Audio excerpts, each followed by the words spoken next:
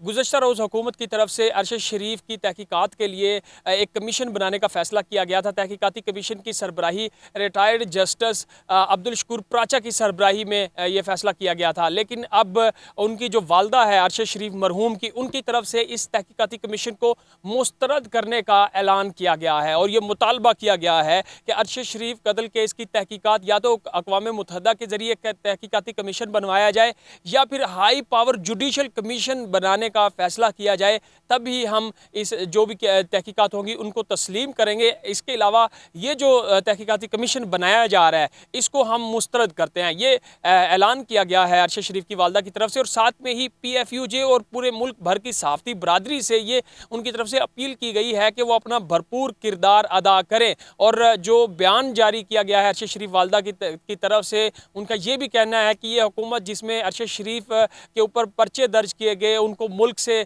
जाने पर मजबूर किया गया, तो इनके अंडर में बनने वाला जो भी कमीशन होगा वो उसको कबूल नहीं करेंगे। और इससे पहले भी FIA और IB की 2 रुकनी तहकीकाती कमेटी जो है, 2 रुकनी टीम, वो कीनिया भी पहुंच चुकी है और कीनिया में तहकीकात कर रही है। और 2 रुकनी कमेटी ने जो मुबैना किरदार थे, जो अरशद शरीफ के साथ रहते थे, जिनके पास अरशद शरीफ ने क़याम किया था, उनमें वक़ार और खुर्रम है। तो जो तहकीकाती कमेटी है, तहकीकाती टीम है, उन्होंने वक़ार और खुर्रम का बयान भी जो है कलमबंद किया था, जिसमें वक़ार ने यह बयान दिया था कि अरशद शरीफ 1 माह से उनके गेस्ट हाउस में रह रहे थे। जिस दिन ये वाक़या हुआ था उस दिन सुबह वो खुर्रम के साथ जो है सफ़र के लिए निकले थे। उससे पहले उन्होंने खाना भी खाया था, तो दौरान सफ़र ये फायरिंग हुई थी।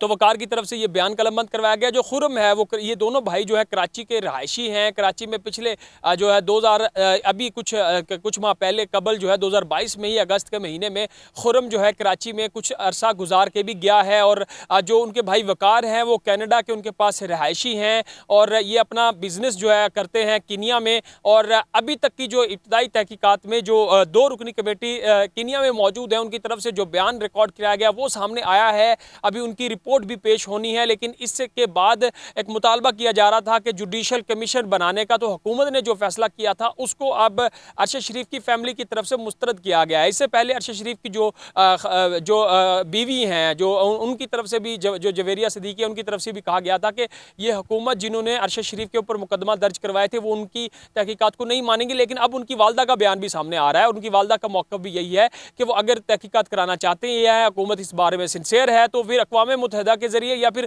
किसी हाई पावर जुडिशल कमीशन इसके ऊपर तहकीकात के लिए कायम किया जाए, ताकि इसमें तमाम जो लोग हैं वो शामिल हों और इस वाक़े की साफ और शफाफ तहकीकात हो सके।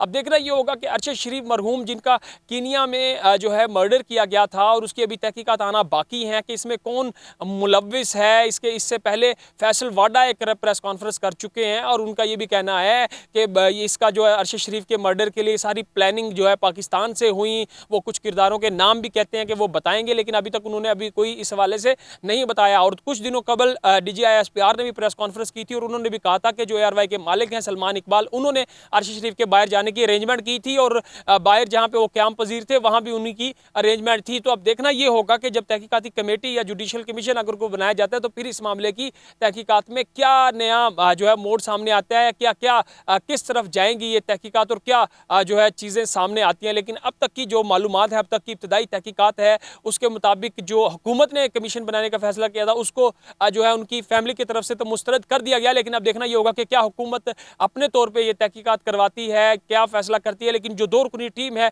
वो भी अपनी तहकीकात करके वापस आएगी, तो तभी सारी जो ये मंजर है वो सामने आएगा।